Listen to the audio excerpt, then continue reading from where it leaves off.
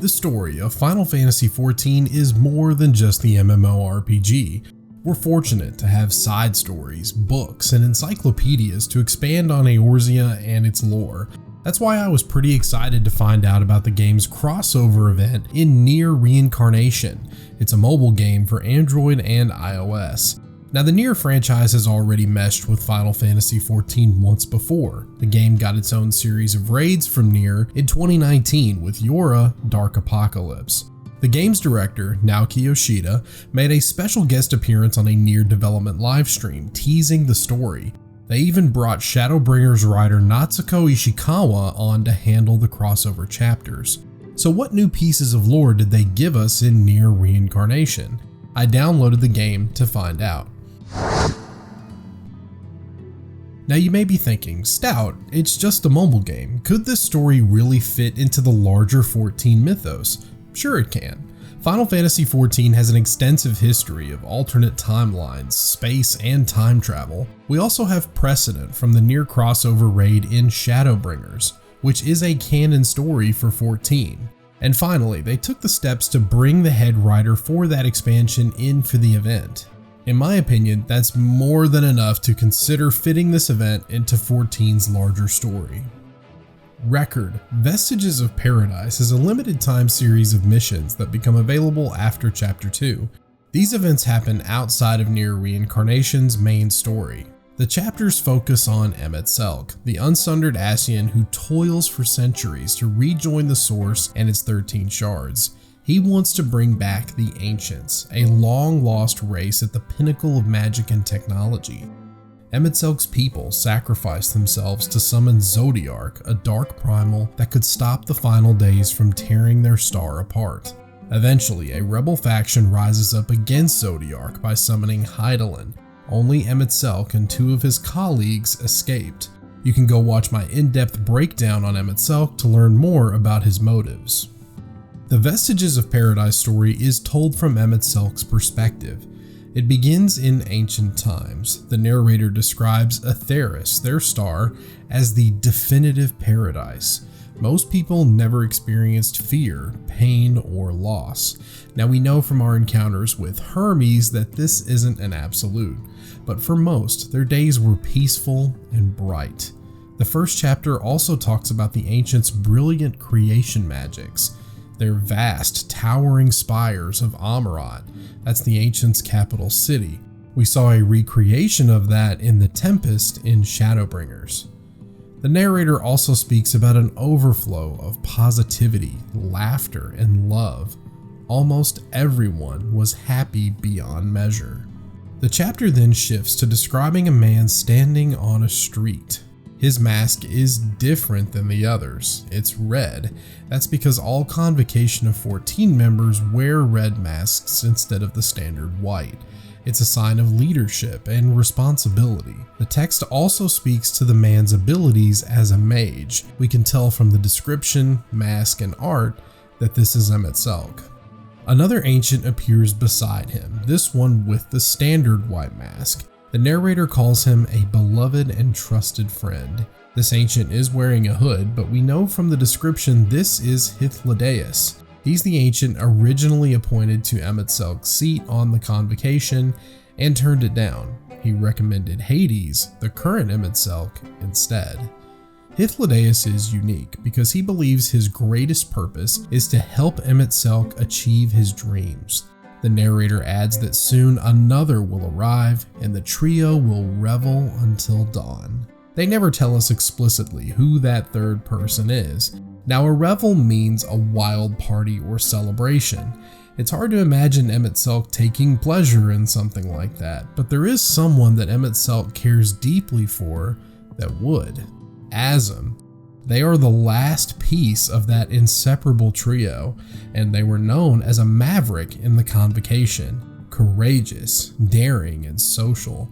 There's no doubt that Hythlodaeus and Azem would drag Emet-Selch to these festive events. No doubt Emet-Selch spent his time grumbling about how annoyed he is with the noise, the drinking, and dancing, but deep down, he wouldn't want to be with anyone else. Chapter 2 jumps to the end of the Ancients. Calamity is swallowing the star as the final days twist their creation magics into horrific blasphemies. The world is torn to pieces, soaked in blood.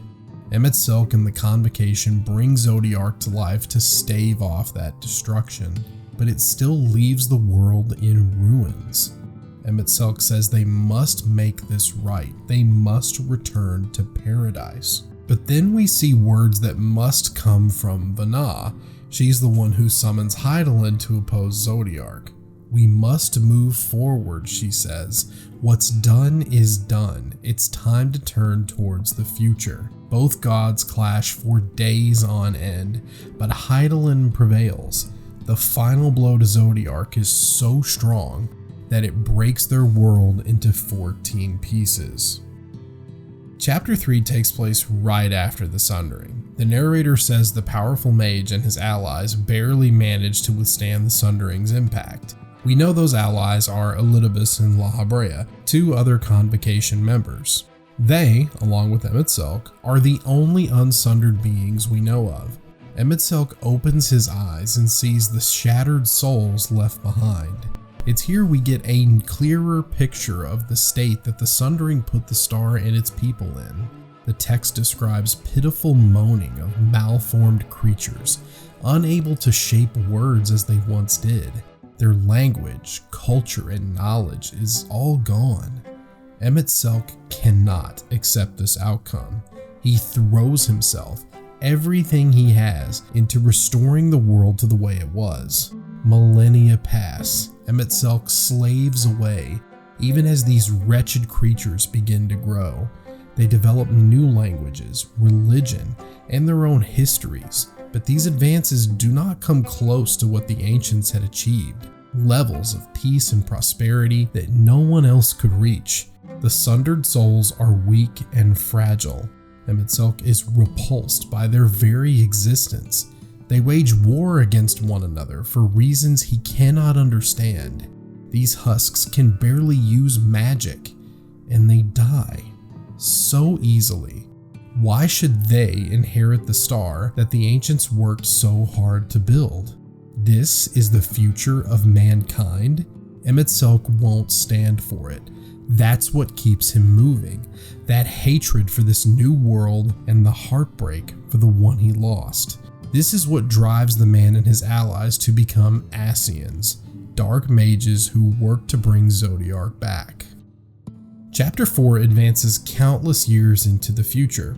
We see a ledge overlooking what appears to be Lakeland in the First. That's the region near the Crystarium. Emet-Selch is still fighting to reclaim the paradise he lost. The narrator tells us how Emet-Selch will blend in with the wretches, taking new bodies and names. This is a power all Ascians possess, though Emet-Selch creates clones of his favorite bodies to preserve his youth. We see him in the body of the Garlean Emperor Solasos Galvus. His posture is weak, a symbol of the exhaustion that comes with his mission. Emet-Selch is watching a group from above. The narrator calls them miscreants, but we know they're more significant than that. The text is describing the Scions of the Seventh Dawn. That's the group of heroes that directly oppose the Ascians' agenda. We get confirmation of this fact when Emet-Selch spots a familiar hue to one of the group, the precise color of an old friend's soul, a broken relic.